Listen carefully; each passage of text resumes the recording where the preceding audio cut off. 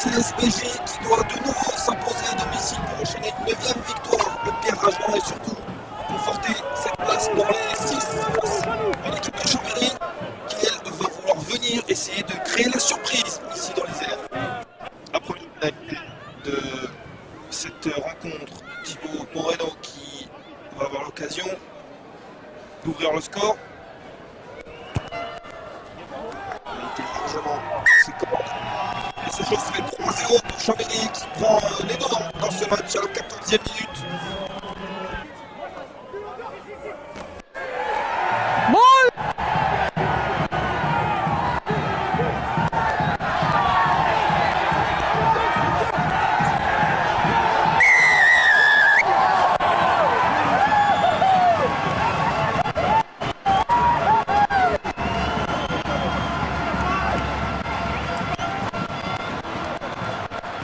Merci Cédric.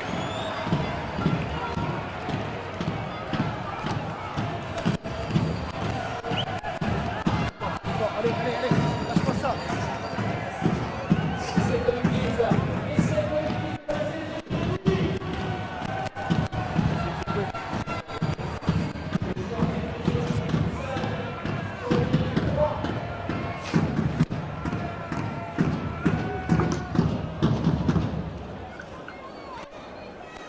Ouais.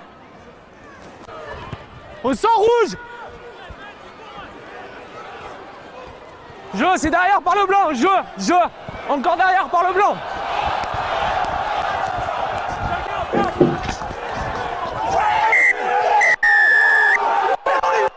C'est monsieur.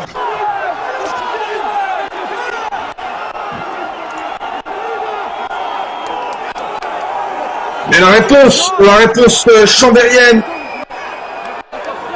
laissez casquette, laissez casquette du côté du soc. On voit ici les intempéries. Ah, il y aura peut-être en avant, il y aura peut-être un en avant. En tout cas, l'arbitre n'a rien dit et il ne pourra rien dire. Il y avait peut-être en avant.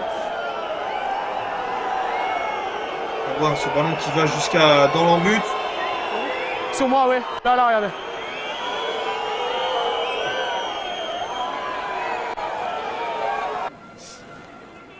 L'occasion de revenir à égalité pour Nicolas Cachet et les Bergaliens. Cette routine toujours atypique, mais une routine particulièrement efficace habituellement. Et ce sera le cas aujourd'hui aussi pour Nicolas Cachet. Et les Bergaliens 10 partout.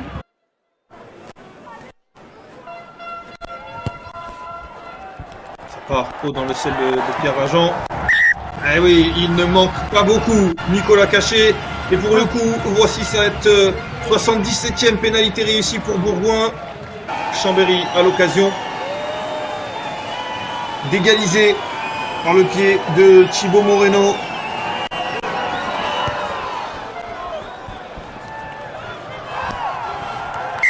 Et quand le stade devient tout silencieux d'un coup, souvent c'est un indice que le ballon est passé entre les poteaux pour les visiteurs. Et c'est le cas, 13 partout. Monsieur Pierre Lopez, c'est que Thibaut Dufaux était dans le ruck. Il avait un petit peu plus de latitude pour cela. Et la pénalité de nouveau réussie par Nicolas Cachet. Et le CSBJ de nouveau devant. 16-13 à la 49e minute. 16-13 pour Bourgoin. Et désormais, de nouveau, deux équipes qui continuent leur chassé croisé. 16 partout. La défense. Oh, attention. Et là, il va y avoir un carton jaune. Bien entendu, quelle faute stupide. Et encore, je dis un carton jaune, mais ça pourrait très bien être un carton rouge selon ce que l'arbitre décide. C'est dangereux. Oui, monsieur, vous ne mettez pas les mains. C'est dangereux, c'est carton rouge. Ouais, c'est carton rouge. C'est carton rouge. On le sentait venir. Corentin Astier, le numéro 18, remplaçant le deuxième ligne qui vient d'entrer et qui prend ce carton rouge qui va laisser ses partenaires à 14 contre 15 après une faute. 10 mètres. On pourrait qualifier à minima d'évitable, mais potentiellement de stupide, parce qu'il n'y avait pas de danger. Il a simplement retourné son adversaire, Maxime Castan, en l'envoyant sur la tête. C'est un carton rouge, logique.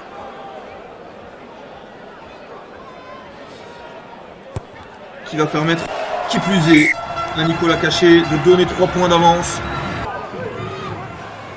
La touche, encore une fois, bien capté, et le groupe pénétrant qui va s'organiser autour de tous les remplaçants. Ils sont frais, sont-ils aussi efficaces que les titulaires comme ils l'avaient fait en première période. Et le Maule qui s'écroule dans leur but, le voici, le deuxième essai des Bergaliens, le premier dans cette deuxième période. À 15 contre 13, ils ont réussi à faire l'effort et créer un écart qui va désormais être très compliqué aux Chambériens. Ici, ils s'achetaient une fin de match incroyable, les Bergaliens. Il y a un avantage, et voilà, l'essai Bergalien, le 3e dans cette partie, et il n'en restera plus qu'un éventuellement pour le bonus. Il reste très peu de temps, mais pourquoi pas essayer d'aller arracher ce bonus offensif. En tout cas, l'infériorité numérique aura été fatale aux Chambériens qui sont désormais menés 31-16.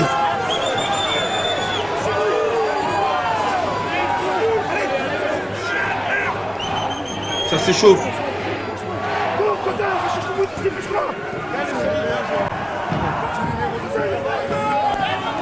Alors que ici c'est Bourgoin qui s'élève de Pierre Rajan. Non. Non. C'est fini. On voit que c'est fini. Nicolas Cachet. Ah si. Déçu, vous l'avez entendu. Hein. Nicolas Cachet qui est déçu. Vous voyez, 75 pénalités réussies. Lui, l'équipe qui a réussi le plus de pénalités, on est sur une transformation ici pour Bourgoin.